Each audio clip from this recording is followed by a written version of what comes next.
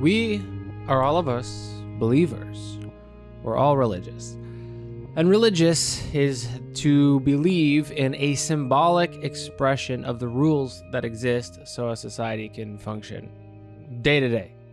So what we usually call religions as the kinds that own real estate, this is what I'm going to call institutional religions. Ones that own real estate, real-estated religions. But the rituals of institutional religion or real-estated religions, these are to original religion what a cartoon animation is to live action. Which is to say, it's most of the same television conventions, but abstracted into simpler shapes with brighter colors. If the basic religion of a society says, wash your hands and don't shit near your water supply, it turns out that those societies where cleanliness is valued, people get sick less often or got sick less often. So we're handed down these conventional rules for reasons that we don't remember, but they worked. Now, I don't know where the prohibition on eating pork comes from, but it's probably something like that. So real estate religions have what are just basically good ideas, but in a completely distorted form. And the distortion takes place over centuries. So when the basic religion says, washing your hands is a good idea because people get sick less often, what we see as the metaphorized version of this in real estate religion is use your left hand to wash your right hand, do this 3 times, then rinse your mouth 3 times, then say a bunch of words, then your head. And if you happen to fart in the middle of this ritual, then you have to start over. Okay, so this is the brightly colored Disneyfication of an idea that we can see at its root is just functionally a good idea. And then we get the crazy colored, simplified, abstracted version of this centuries later, forgetting the origin point of it. And when we have a bunch of Disneyfication, then religion, as this sort of Disneyland, now contains the content of everything we consider to be the spirit world, or the realer world that we can't see, or the real world that is not directly apparent to us, that contains heaven, hell, justice, karma, whatever. And when it comes to the Disneyfication and its production, which is just to say the metaphorization into a representational system, this is also what advertising does, right? It takes basic religious insights, basic religion, original religion, that says cleaning is good, and it also metaphorizes and turns them into hyper abstractions that now they also work on their own merit and not just the merits of the original idea that is something we believe, right? So cleanliness is good. Every culture all the time believes that in some way. And what does advertising do with that? Well, now it's, if you stink at all, that is absolutely disgusting. This is only possible either with indoor plumbing, where it's, a rule you can't stink because you're capable of washing yourself every day. And if that's not possible, then you need to invent perfume and deodorant, and you have to sell perfume and deodorant. So it's not only enough to not stink, because even though the stink is not necessarily what's bad, the cleaning is actually what's doing the work. But we still continue to associate body odor with basically a form of sin. You could say it's a form of sin. And what do you use to cure body odor? Now it's deodorant and perfume. And advertising plays off the original distinction, which is to say it is sinful to stink in public. And we could continue. The other examples are shaving body hair, which is gendered too, right? Because women don't have beards, Gillette has to sell razors for them. So what do? They use an advertising campaign to tell women that having pit hair or leg hair is disgusting. You're sinning against the social order. The social order says that cleanliness is near to godliness, and now you have to shave, and if you don't, that's gross. It doesn't matter if you believe in it. It doesn't matter if it makes sense. Most people, most of the time, are going to follow the basic religion. And advertising, just like real estate religion, is sort of a distortion of that.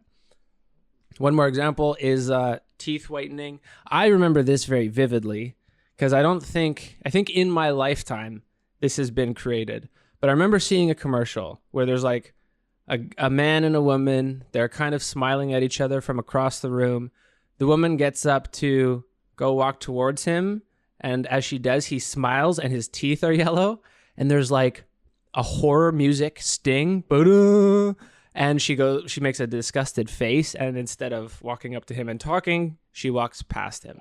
So this is how I learned that having yellow teeth is disgusting, which is, of course, just meant to sell white strips and whitening toothpaste.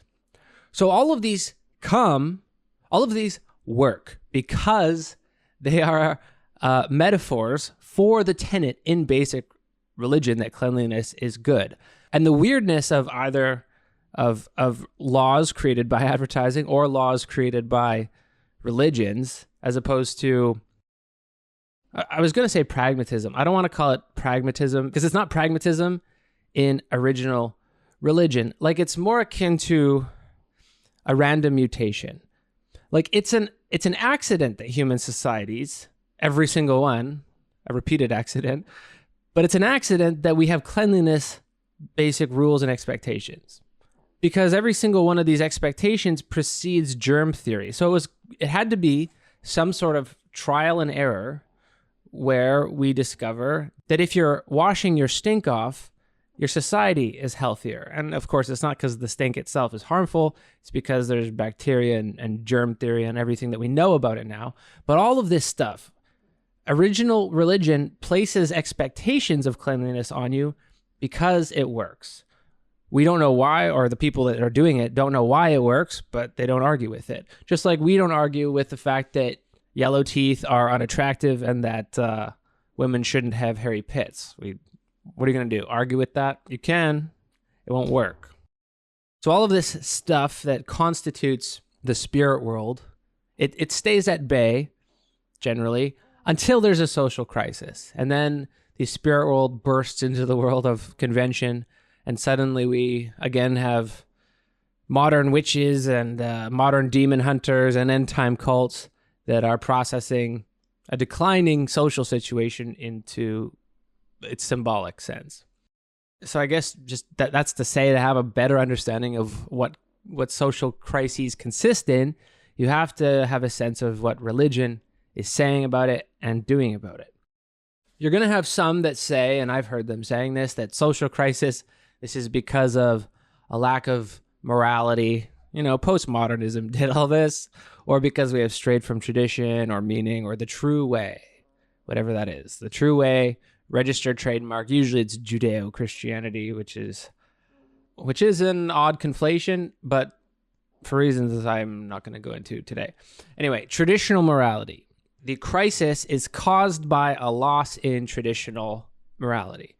But of course, we and I, as proper good boy historical materialists, I'd be willing to bet that any social crisis is, at least in the last instance, caused by a visible decline in living standards, a noticeable decline in living standards. If everyone's got a sort of future to look forward to, expectations, you don't have to worry about your kids. In a situation like that, you don't need real estate religion to actually do very much. People, I'm sure, will continue to go to church or do their prayers or whatever. But in upswinging societies, what you don't see is a lot of zealots, which is to say, you don't see much faith in the kinds of religious expression that are demanding change. Religion that demands change, this is reserved for crisis times. And in crisis times is when you get end times cults, messiah cults, great awakenings, and then the physical violence or social violence that accompanies religious fervor seemingly every single time it happens. But universalist, sort of liberal democracy that's open to strangers and others and for social reforms, this can only be the religion of a society that is not getting worse. Now, at the moment, in the West, which is just means the places where I get news from, the West, we are witnessing a rapid decline of faith in society, in civilization, and that means a flurry of new faiths, new beliefs, vibe investments. And in order to understand those, we need to understand religion and what it does or what it's doing right now. So yeah, like I said, we have a bunch of explanations for our current social collapse. And you don't hear this anymore, but I remember like it was yesterday. It started as lack of decorum. MAGAism, Trumpism as a lack of decorum. Far-right Nazism, they're just not polite enough, right? And the rabble are getting seduced by conmen. This was the 2016 line. You don't hear that anymore, but it was only 9 years ago.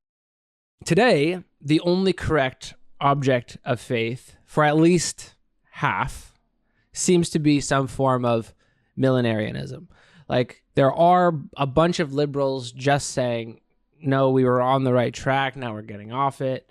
And that's maybe half of society. But the other half lambasts that half and says, no, we need the end of the world.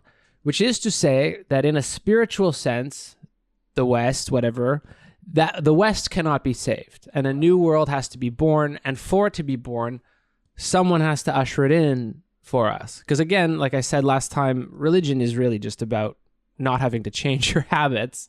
So someone's going to usher in the end times, a Messiah figure on behalf of God. Now, I'm saying, if you know your history, you know that the apocalypse has been predicted thousands and thousands of times before. And perhaps worlds have ended, but the world hasn't ended. Now, if you want my guess, because this always happens, I'd say it's probably some like mammalian nervous brain response that, like, when you observe that things are on the decline, then it becomes rationalized as other people are getting what you should rightfully get, especially as a faithful believer. And then if you abstract that instinct, that is like unconscious response, then it's evil, right? Some sort of evil is siphoning off something that was meant for you, which, you know, makes sense at a certain level. If you used to have a lot, now you have a little, that stuff probably went somewhere. And this is literally the teaching of another culture that faced a crisis. It wasn't the crisis of a decline so much as the crisis of observing what other people had. And these are the cargo cults in Melanesia. And maybe you've seen the pictures. They actually started before World War II, but the cool pictures come from post-World War II when American and Japanese soldiers were stationed on these islands, you know, during the whole island hopping in the Pacific Theater. And they would set up, you know, temporary runways, radio towers, and they would receive shipments of cargo from the sea and sky. And then the war ends, they pack up and leave, and the islanders, hoping to lure the cargo back, they build these full-sized airplanes and air traffic control towers and satellite dishes and landing strips out of wood and torches, hoping that this would cause the cargo to return. The planes and the boats would return.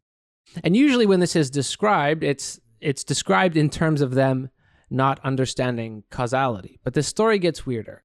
So the leaders of these cargo cults, the cargo cults were a response to a disruption, and they were also disruptive. And the leaders told the people that their ancestors had been sending them this cargo from the spirit world, but that the whites were changing the address tags on the cargo and then taking it for themselves. Because the white people, the soldiers stationed there, are inherently sneaky and clever. Now, the attitude towards the cargo cults in a lot of the early writings on it was like, that's so sad. They just don't understand how causality works. So they're dumb enough to think that this cargo's theirs and that it will eventually return and bring about their utopian society on Earth. And it's basically totally dwindled, but there are still some some cargo cults still going. They're still waiting for the savior. And the savior, depending on the cult, goes by different names.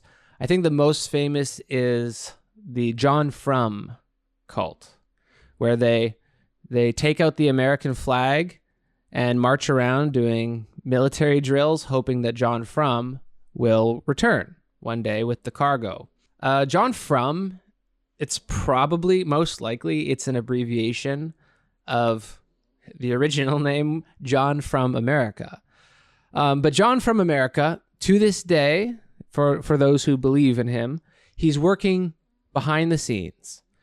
Because he's white, yeah, John Frum's white, but because he knows how to outsmart the bad whites, the sneaky whites, he's one of the good ones. And he is going to outsmart the bad whites, who are the parasites in this situation. They're parasites because they are siphoning off the good cargo that is sent by the islanders' ancestors. John Frum is going to remove the parasites, and utopia will follow. Now, this is exactly the teaching of Trumpism, and has been since the beginning, that he's either secretly or publicly dealing with the parasites of American society. Things would be getting better here if not for the parasites. Because America itself, you know, the flag, the founding, the fathers, the Constitution, all of this is unequivocally good in the symbolic sphere that's operating here, in the cartoon that's operating here. It's wholly good, and there are these evils that are poisoning it and preventing it from becoming the utopia that is its destiny. And who are the parasites? Immigrants, gang members, drag queens, transgenders, satanic pedophiles, and then wokeism as a sort of thing in the air, a miasma that's a corrupting influence. Now, these corrupting parasitic people are corrupting the pure white-centered, I don't mean white the race, just, white, clean, the clean destiny center of America. So to purge them is, the logical next step. Just like in the John Frum cult, if you purge the parasites who are stealing your cargo symbolically as the standard of living that is owed to you because you grew up watching TV shows where the characters had that for themselves. If you purge the parasites, you get your destiny. And this is a form repeated constantly, usually in sects against a major real estate religion when society is downturning. You get new savior cults. You get radical reform cults. And a section of these radical reform cults are calling for the end of the world. So if we are to understand our moment, then the usual explanations of rational self-interest or a lapse in public morality or of parasites stealing what is rightfully owed to us, these explanations address the crisis already at a level of abstraction. And what's under the abstraction, I don't think I have to tell you. It's almost boring to say because it's so simple. You just look at the value of wages versus GDP. One's flat, one goes up. Wealth inequality just means that your wages, and this is a direct experience, right? Your wages are worth less and assets cost more. And you see this every time you go into the store, and your kid's life is worse than yours. Just like the cargo cults in the Pacific, the societies were doing fine until they saw that these guys just have planes and boats randomly dropping off crates of food for them. They're not doing any work. They're not hunting. They're not planting. They're just sitting in the radio tower and not doing any work, and they get food dropped off to them. So just witnessing this inequality caused entire religious systems on these islands that had probably lasted 1,000 years to just blow up. And ours, too, it's a crisis, no doubt about that. And yeah, as a good historical materialist boy, you chalk it up to inequality. But everything after that is an abstraction. But to say abstraction is not to say illusion, because religious feeling, religious fervor, this is not illusory. But I would say that the answer has to appear somewhere between an ideal explanation, for example, saying this is a problem because we have bad morals now, and a material explanation. So what good analysis should be for, I'm saying, is what good theory should do, is account for how you get from one to the other. How do you get from the material explanation to the explanation of religious feeling? Because there's a gap there. There's a hole in your theory unless you can explain that. I think you can explain it by metaphor. How does a decline in your group's living standards produce a moral and a mythological explanation? We need to look at metaphor and what is being abstracted as the end result. So, to that end, I say that faith is the basis of an economy, and that economy is symbolic, and here representations take the place of real things, or previously real things, such that you can't see through the representation back to whatever is being represented. It's like trying to consider a world without language, except we can only consider any world in terms of language. It's like trying to explain to a blind person what color is. Like, how would you do it? But in this replacement, in our secondary economy now, the representational economy, belief functions as a sort of energy, a sort of, it fuels exchanges. To call techno-fascists, Christo-fascist, accelerational overlord cabal, to call these guys morons, I mean, that's a burn to us, isn't it? We're losing to morons. But if they're in charge, underrating belief here, underrating their beliefs, and the people, more importantly, the people who believe in them, that's going to get us all killed. So we should at least make an effort to how religion functions in crises, in this symbolic economy where a crisis in living standards becomes a crisis of something else, demons, the end of the world, and so on. So from where I'm sitting, religion as a social technology is its own thinking machine. It's like a cultural symbol processor, and we inherit the symbols without really realizing where they came from or what crises produced them originally. But for the system to produce these symbols, it requires energy. It requires exchanges of energy like any system does. And it gets this from believers. So for Emil Durkheim, one of the founders of sociology, the original expression of religion is in the form of mana, which is a kind of energy that flows through all things. It's not really anywhere, but it gathers in places, and it's not visible, but real, and eventually more real than everything else. And mana, or the equivalent, mana as belief, it flows in a social system to certain people, like leaders, for example. It flows especially to certain events, like, I don't know, weddings, funerals, where respect, honor, prayer, all that stuff is the gathering of faith as energy. And by consequence, it creates the entire spirit world, and the spirit world eventually replaces the real one. Leaders as the blessed ones, the ones with mana. This keeps the hierarchy of society in place. And just like with the cleaning rituals or the cleansing, washing rituals, none of this appears consciously. It's more a justification of what is. Then you have also, sacred spaces where mana, the faith energy, gathers, holy sites, burial grounds, and so on. So it functions like an economy, belief economy, invisible to the naked eye, but it's also everywhere. And this is where I'm going with this. Any form of exchange looks different depending on the point of view of the observer of the exchange. Like, for example, an economic exchange appears as a sale from one position, but as a purchase from the other position. They're the same event, but they appear differently. And both accounts are correct of what happened. So the analogy here is that if the selling of belief is a transfer of energy, then there should be a debt produced. There should be a pool of mana where we are sending our hopes and dreams and destinies into as well. And that pool of mana is the property of society in general.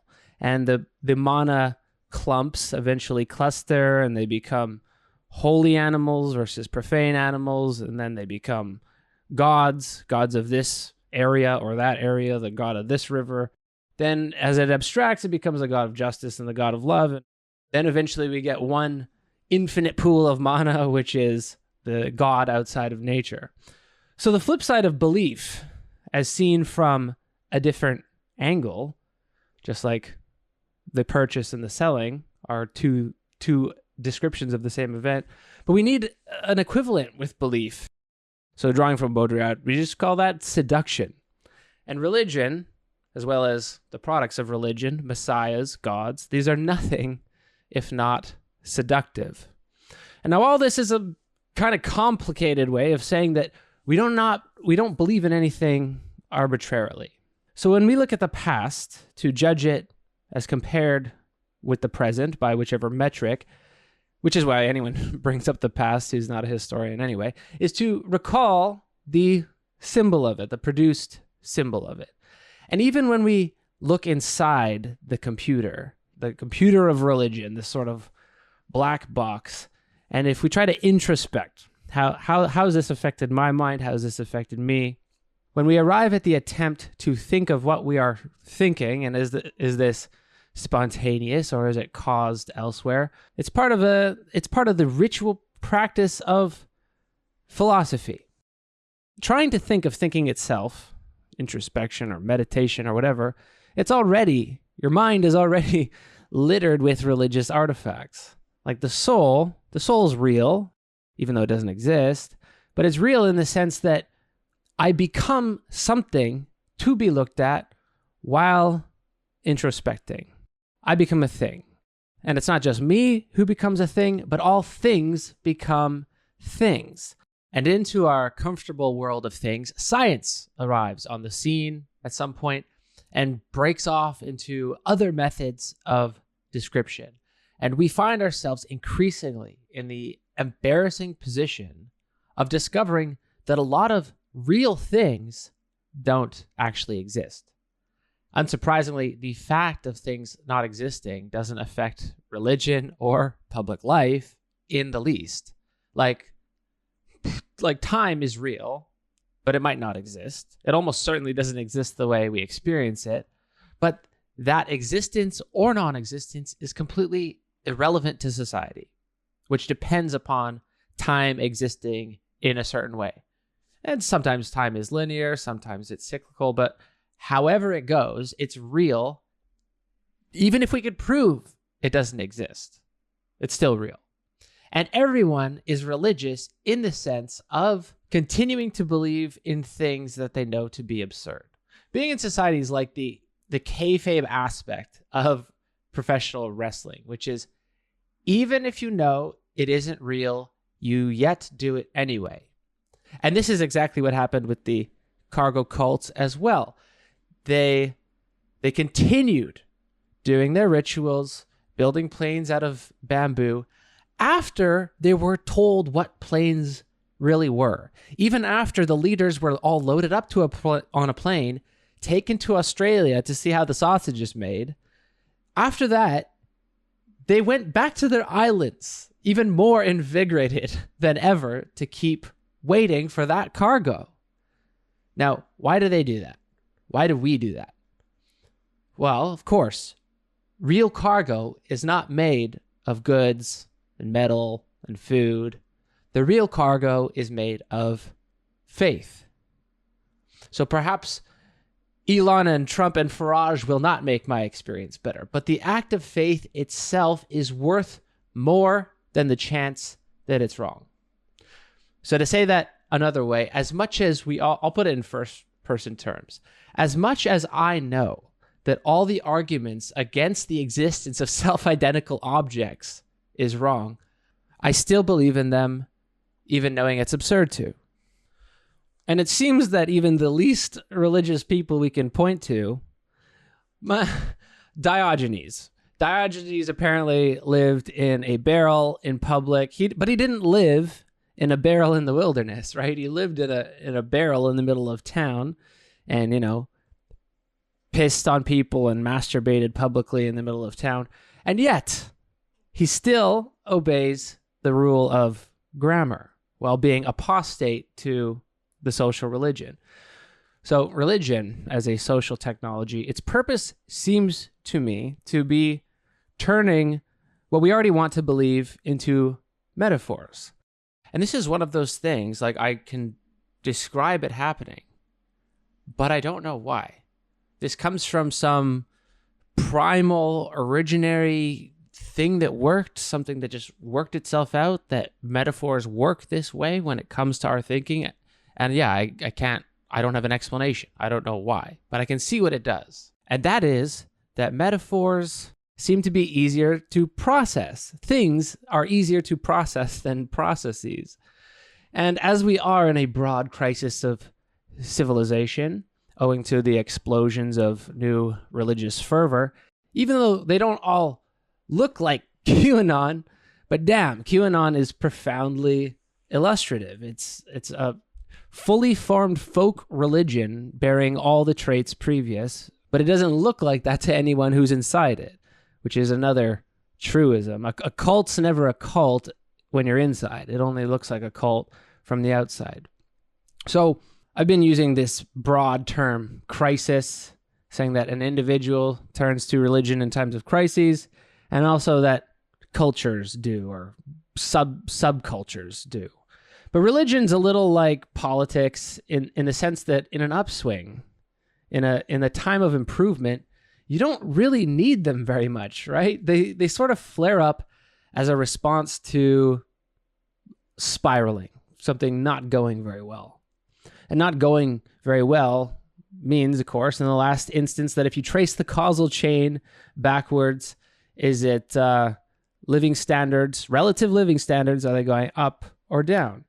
I have a suspicion here that somewhere in our mammal brain is Descartes' pineal gland that keeps a check on how everyone else is doing versus how we are doing. And we're not aware of that, but this processor seems to be causal.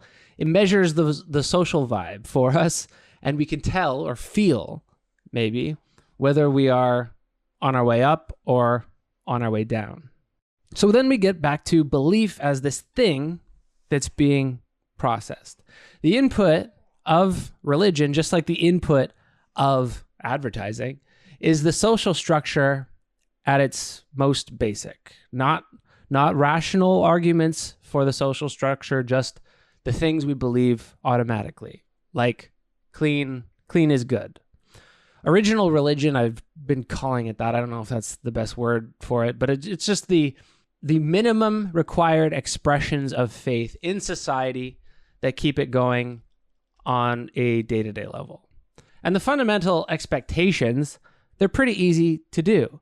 We can still observe them today in their normal functioning because they are universal. Every culture has them. They have things like don't yell in public unless you have a good reason to, unless there's an emergency, or wear the right clothes depending on who you are, your class, your gender, boys' clothes for boys, girls' clothes for girls. Another one would be don't act unpredictably if you're in public, which means, you stand when everyone else is standing. You don't butt in lineups. Don't be loud at a time when everyone else is being quiet. And if you break one of these rules, if you mess up, then give someone a wave. Oh yeah, and shit where you're supposed to. These are the basic ones. And then there's a bunch more varied ones that are different, less universal. But how to date, how to be a good guy, how to be a good dad as opposed to a bad guy or a bad dad. And these seem to be more culturally dependent, but they are still unwritten rules of how to treat people. Oh, another one is like how do you treat people older than you? Do you show them respect? Ours culture doesn't really have that, but others do. And certain people can't follow the rules. Toddlers, for example, they get a pass because everyone knows they aren't working yet. They aren't integrated yet. Bad adults, though, they don't get a pass. There's usually a special place to put them. If you're drunk in public, if you have a breakdown in public, there's someone to call to, put you somewhere. If you cause a scene, there's going to be an emergent apparatus to deal with you, and often a special place to put you. And all I'm saying with all this is all of the unwritten rules that you follow, they don't have anything to do with like your decision to follow them, your rational justification for them, although that can come after. But it's very difficult to break them, even when you know that they are arbitrary. Like, are you physically capable of walking out onto the street naked? Yeah. Are you physically capable of butting to the front of the line in the grocery store? You're physically capable, but I'm pretty sure I couldn't do it. And the reason that society functions is because most people can't do it, except for Diogenes. But even though Diogenes breaks all the social codes, there are codes that he can't break, like the rules of grammar. Now, these sorts of rules that are almost immediately overcoded by the mana complex, the mana computer, they're unwritten, they emerge organically, and every society has the same ones, generally speaking. But they are also not pre-symbolic. So I don't want to be saying if we just went back to the original, if we went back to the origin point, then everything would be okay. And I don't think that's true. There's no hard break where we have raw social codes that suddenly turn into abstracted objects or abstracted laws. Because the original laws, even the ones that we follow, they are still metaphor. They're still abstracted. For example, in our greetings. So if you're going to greet someone, you wave, you shake hands. In other cultures, you bow. That's the rule. And these actions are themselves metaphors. Waving means I'm not aggressing. I don't have a weapon. Shaking hands, I assume, is probably the same thing. Here's my open hand. I'm not hiding a weapon. And bowing, similarly, here, it's like, here, look at the back of my head. Here's the most vulnerable part of my body that I'm exposing to you because I trust you. I respect you. You respect me, and I know you're not going to kill me if I show you the back of my head. This is like when a dog shows you his neck. Is that a metaphor? It's a metaphoric expression of respect or trust or some mutuality, even when the original meaning has disappeared. And like everything else, has been taken up into our real estate religions. Like Muslims or Christians, they bow to God to pray. Like obviously, God is not the sort of thing that can hit you in the back of the head, but it doesn't matter. It's the original metaphor has now been abstracted to the place where all the mana is gathered. Now, I'll admit that there's a problem. There's a problem of introspection or a problem of second-order observation for the apparatus as I'm presenting it. Because if we're only thinking in metaphor and we're only thinking via abstraction and faith in things, where does the split between non-metaphor and non-abstraction, and then eventually this turns into metaphor and abstraction, but how does it do that? Because it has to do it within a system, but the first act, it can't occur in a system because there is no system based on it yet. And like I just said, it seems like dogs do it. It seems like bees do it. However, human societies do it with everything. So my suspicion is, I don't know, there's some fundamental understanding of metaphor that we may share with animals. And that would mean that this is a difference in degree that we do with everything rather than a difference in kind. I don't have an argument for that. I don't really know how it works because you'd have to be able to think outside of metaphor. But if thought is metaphoric, you can't do that. So all I actually have is an argument for the bridge from religious belief that is belief in society, and how that becomes what we call belief in the real estate religions, and that is metaphorizing. Metaphorizing, abstracting, it's taking something that works in one zone and transforming it into a second zone when it takes on new significance. And in fact, this is probably necessary for societies to exist at all. You need to mediate relationships when the people don't know each other. But this is to say, it's a necessary abstraction. Now, again, don't take the wrong thing from this. I'm not saying abstraction or metaphorizing is bad, because to say that would be nonsense. We're already in this realm, in this capacity of language to express abstractions.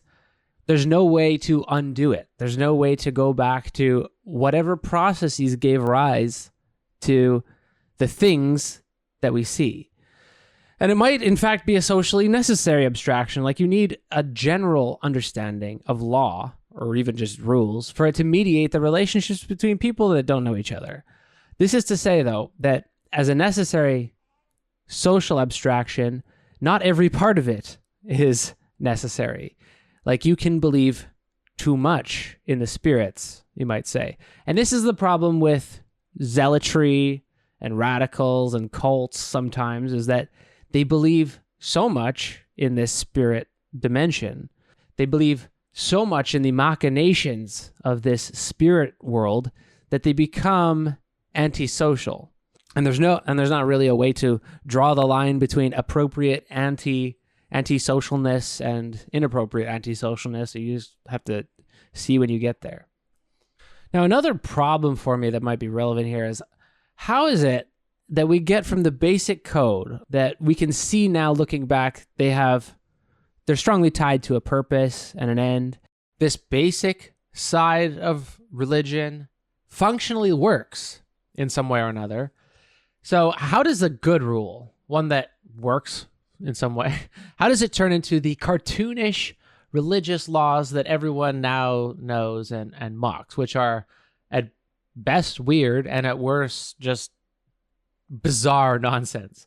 Like, you cannot have these two foods sit next to each other on the same plate, and this is a concern to religious authorities. Or you have to wash yourself 7 times if you touch a woman who's menstruating. Or when you eat this cracker, it magically, substantially turns into a dead guy's flesh, even though it doesn't appear to change at all. You know, come on. I know you don't believe that.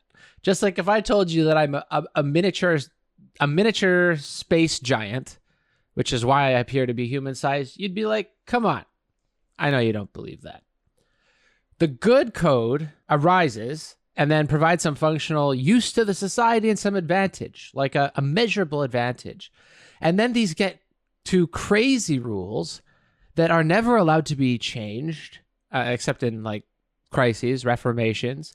Even though everyone knows they're crazy, it's just like it's like hoarding. It's hoarding rituals from the past, even though we also have the discipline of history that informs us why they came up with these rules in the first place. So each is an organic process, but the cartoon, is part of the nature of metaphor, where you can get metaphors of metaphors, simulations of simulations, and eventually what results is something that resembles no good. It doesn't resemble anything that has connection to the warp and woof, and everyone willfully forgets it, that thousands of years ago there may have been some real social purpose, rather than the law being good in itself. When the law is good in itself, it's no longer really good for anyone. It's following rules for the sake of rules, and those are the most annoying people there are. So this will get us to wrapping up. I'm using this term good that I almost have always avoided before. But goodness, prior to referring to abstractions, is something that we can kind of see in religious texts. They're still there in germ. So in original religion, there are rules for good behavior, clothing rules, food rules, how to greet, and also how to use the word good. in the context of being a good guy, good father, good mother, a good worker, a good friend. We too have particular definitions for each of these. And they're not necessarily cross-cultural, but in some ways they are. Generally they are. Like a good man, cross-culturally, might have different emphases, but it usually means someone who is dependable, trustworthy, not rash with his emotions, keeps his contracts, is cool-headed, shrewd, maybe, but not deceitful. And as you see there, it's loaded up in the term good man. That's everything that's required, not for an individual to be successful, as we can look around and see. For an individual to be successful, fucking people over is a big benefit, actually. But no, what we consider to be good inherently means good for society. A person who's dependable and keeps his contracts and who is, like, above all, predictable, that's someone we can hitch a wagon to, so to speak. That's the style of life that we can build a stable society on. Now, isn't that kind of crazy that that's the definition we arrived at after thousands of years? Like, this emerged organically from a society that was, of course, interested in a definition like this. A society of people trying to fuck each other over and break contracts all the time is not going to be stable. But this didn't arise from someone writing a dictionary, calculating what are we all together going to consider a good man, what's going to be beneficial in the long run. No, it unconsciously, organically, spontaneously appeared in our language here because it worked. It came to define the common sense language that we use. So that kind of illustrates my point rather well. And this kind of etymology is useful because in the etymology, in the grammar even, you find the traces of the old God before it spiraled off into abstractions. And there is no good without God, of course. So we can frame this again nicely by going back to the cleanliness that I opened up with. We could focus on clothes and food because every real estate religion goes to town on those as well. But cleanliness it'll wrap this up, as you'll see. In social evolution, as I said, you can see why being clean would be a selective trait that works out for the cultures that decide to be clean. And this appears on the scene before germ theory. It's already a part of society by the time that we get there. So they didn't know why they were doing it, in other words. Kind of in the same way that we don't know why we have boys' clothes and girls' clothes and why we say sorry if we step in front of someone walking into a door. Like, there's no real reason to say sorry except that you are acknowledging the other person. So the laws of cleanliness, now we have a rational explanation for why we should wash our hands and why we should shower regularly and all that. But we were handed those rules by previous societies that didn't have those rationalities or reasons for why they were doing it. But original religion takes this form. It works, so keep doing with it. Now then, the aesthetic metaphorized religions, they go crazy with this kind of stuff. The Levitical laws of how you have to wash, in what order you have to wash on this festival, this day, whatever. Before you read the Quran, as I opened up with, you have to do 3 times this, 3 times that, rinse out your mouth, wash your face, wash your arms up to the elbows, all this stuff. So the metaphor is extended, abstracted, and just becomes useless, right? At this level of abstraction and do this, like, it has an original meaning, which we've been covering, but there's no reason for it anymore. In the same way that there's no reason that white teeth are more attractive than yellow teeth. In the same way that it's embarrassing or faux pas to wear the same outfit in public twice. How embarrassing is that, right? Buy the soap that is created by science to intelligently cleanse the germs that your dog brought into the house. Now, are not these all examples of cleanliness that are just abstracted from the normal, dare I say good, lowercase g, the good idea of being clean? And doesn't it put into your head, in the current climate, the notion of a white, pure country with a pure history, and then these dirty immigrants and homosexuals, they're getting it all dirty, and they need to be purged by the radiant light coming from the new prophet. I mean, is that not pretty close to the language that we're using? The language of purging, cleansing, restoring. Shortly after, it's witch burning, purifying the community through punishment. But the reason it works in politics and advertising is that it depends on something true that we all know that comes to us via religion. That dirtiness is connected to disease and filth and whatever. And by tying certain people groups into the filth, then it only makes sense that it's good to purge them. Now, all of this connection is happening in the spirit realm, in the realm of representation. You tie in a group of people with filth, doesn't matter if they are filthy or not, but as soon as you make the connection that they are, then it's okay to, not metaphorically, but literally, cleanse them from society. Now, I couldn't end this episode, and I think we need to return to it, because part of what broke people's brains in the religious sense was COVID plus the COVID lockdowns. And I don't yet have an analysis of that. Put it in the comments if you do. But I notice, like, hearing anti-vax arguments, hearing them talk, the articulation is so religious in structure. It's the fear of corruption, fear of the parasite, the toxin, and especially the corruption, parasite, and toxin crossing the holy, sacred boundary between myself and the world, which is the skin. Maybe this ties into an individualist culture as opposed to a collectivist culture. A collectivist culture might say, yes, like we together are the body that needs to resist the diseases. An individualist culture might say, my body, my choice. If I give your kid measles, fuck your kid. It's my body, my choice. I don't know if that's true. It's just an interesting way to take it, because the anti-vax is a completely religious on this mythology of corruption, purity, and maybe property as well.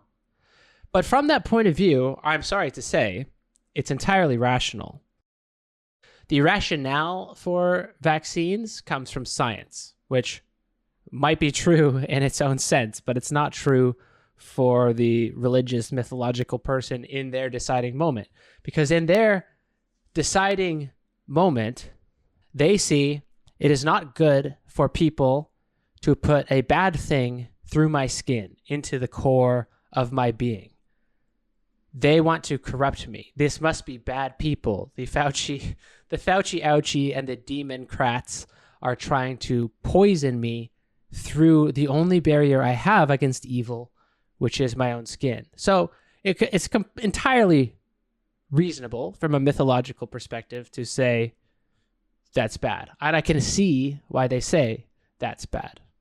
It's just that in a different system, a different language, that of immunology, it makes perfect sense. But if you think of it from the religious perspective, yeah, it's terrifying, and it scared the shit out of people, which is why it broke their brains. I mean, anti-vax and evangelical Christians lines up basically 1-to-1.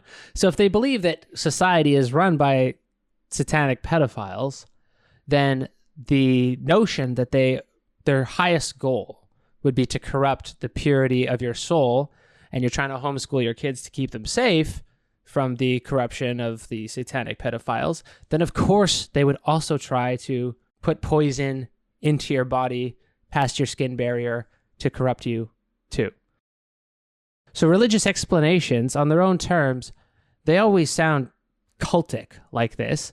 And I do have to say this, they're also completely rational from the perspective that they occupy. They're completely rational to all the relevant questions that are asked within their own symbolic vocabulary.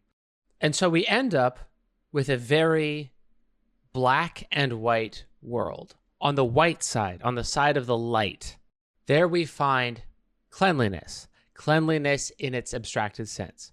Cleanliness for the Christian is connected to the absolution of Christ. And then we connect that purity to the purity of my soul, which then in a reversal becomes the purity of the body. Then the flip side of purity, the flip side of the white is the black, the sinful and the corrupted. So if this is your operating symbolic system, it makes perfect sense that I do not want the government run by democrats to have the capacity to put a sinful, harmful toxin inside my body, which is I've been trying to keep pure. And after all of this symbolic processing, look at the duality that they end up with, because it's sensible. Okay, it is sensible. They have, on one side, they have light, they have cleanliness in its inheritance from all the things we've talked about. They also have Christ has forgiven my sins, made me white as snow, so I am purified. And then you have, on the other side, the side of darkness, you have the government, which is godless, and they are trying to mandate that I put chemicals and substances of an unknown origin through my skin. And this is just another way of saying the same thing at a macro level. The immigrant problem, they are letting thousands of dirty immigrants who are a corrupting influence, probably also gang members, they are letting this past the skin of my country. All of this is a response to the world falling apart, to fall back on a mythological binary war between light and darkness. So every new event brings into clarity who is light, and who is dark, what is dark. And we have some guys in power that listen to us. They speak to us. They want our allegiance to fight the powers of darkness. They just state in very clear terms what is good, what is bad. And to help them out, what do we have to do? Well, nothing. The Trumpists have to do nothing but watch him on the TV. And if they watch him on the TV, they are a part of the great end times battle, the war for the soul of America. This is an abstract religion in almost its purest form. And these explanations have always existed in the minds of cranks, right? But as soon as there is an institutional crisis or a crisis of the cultural center, that position is no longer held by cranks, because within a crisis, any explanation is better than the institutional one. Any explanation is better than the easy one that says, we're all in this together. And it's because we're all in this together is not working anymore. We were all in this together 20 years ago, and it got worse, and it's not working. So now it's not we're all in this together. It's let's find the infiltration and the parasites and burn them out if necessary. And with what most have been saying, the answer in crisis is always, well, if we're not getting our due, someone else must be getting it. And usually it's the Jews. The Jews are siphoning the wealth. Now it's immigrants. And the cargo cults, it was the bad whites that were siphoning the cargo, and the good whites that were going to restore it. French Revolution, we got the French Revolution is one of the ones that got them right. The wealthy landowners are parasiting off our labor, and if we kill them, they can't do that anymore. This shall be known hereafter as the cult of Luigi Mangione. And the abstraction is not insane. This is a fact of debt. If you are losing and you used to be winning, that means somebody else is now winning. And now, even while that's true, while in the metaphoric space, which is just dividing things into what's white and what's black, and in that space, which is not very nuanced, but there, easy targets are easier. Easy targets are not complicated institutions upon which the whole economy indirectly depends. Instead, it's on images that are easy to target, like drag queen story hour, which admittedly is not something I would ever attend or bring my kid to, but it's also not something that I would have ever heard of actually existing, except for that conservatives freak out about it. And I want to wrap it there. The cult of cleansing. This has been my explanation, ranging from soap commercials to genocide. Check out the Plastic Pills feed at patreon.com to not miss an episode. That's where everything is. Next time, we discuss false prophets versus true prophets. And if you're still with me, I will catch you then. Cheers.